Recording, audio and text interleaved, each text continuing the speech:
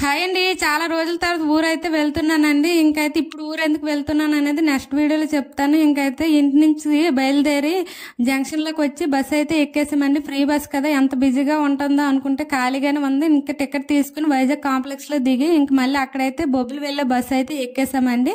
ఇంకా అక్కడైతే నాకు సీట్ దొరికింది, కానీ మా పిల్లలిద్దరికైతే సీట్ దొరకలేదు. మా పాపనైతే నా ఒళ్ళో కూర్చోబెట్టుకుని మా అబ్బాయిని అయితే బ్యాగ్ పైన కూర్చోబెట్టాను. ఇంక వీళ్ళిద్దరికి అలా నచ్చలేదేమో అని చెప్పేసి నన్ను లేపేసి వాళ్ళిద్దరు అయితే నా సీట్ని కబ్జా అయితే చేశారండి. ఇంకా ఫైనల్గా 2.5 hours తర్వాత బొబ్బిల్లో దిగాము. ఇంక ఇక్కడ బొబ్బిల్లో దిగేసరికి నా ముఖం అంతా ఫుల్గా ట్యాన్ అయిపోయి మంటలాగా అయితే ఉంది. మేము దిగిన కాసేపటికి మా ఊరు బస్సు వస్తే ఎక్కాము. అసలు ఎంతమంది జనం ఉన్నారంటే అసలు నిల్చోడానికి కూడా ప్లేస్ లేదు. ఇంకా కొంచెం ప్లేస్ ఉంటే అక్కడ నిలబడి అయితే ఊరైతే వచ్చేసామండి. ఇంక ఇక్కడ చూడండి, బొబ్బిలు అంటేనే ఆహ్లాదకరమైన వాతావరణం, పచ్చని పంట పొలాలు. ఇంకా పంట పొలాల మధ్యలో దూరంగా వర్షం పడుతుంటే ఎంత బాగుందో. ఇంకైతే మేము మా ఊరు వచ్చే ముందు మాకైతే సీట్ దొరికింది.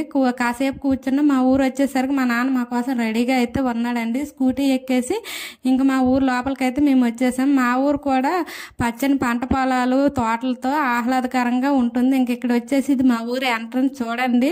ఇంకైతే పచ్చగా ఆహ్లాదకరంగా కనిపిస్తుంది. ఇంతకీ మీది ఏ ఊరు అనేది నాకు తప్పకుండా కామెంట్ చేయండి. ఈ ఫ్రీ బస్ మీద రావడం వల్ల నాకు 205 రూపాయలు సేవ్ అయితే అయ్యిందండి. అంతే. వీడియో నచ్చితే లైక్ అండ్ సబ్స్క్రైబ్.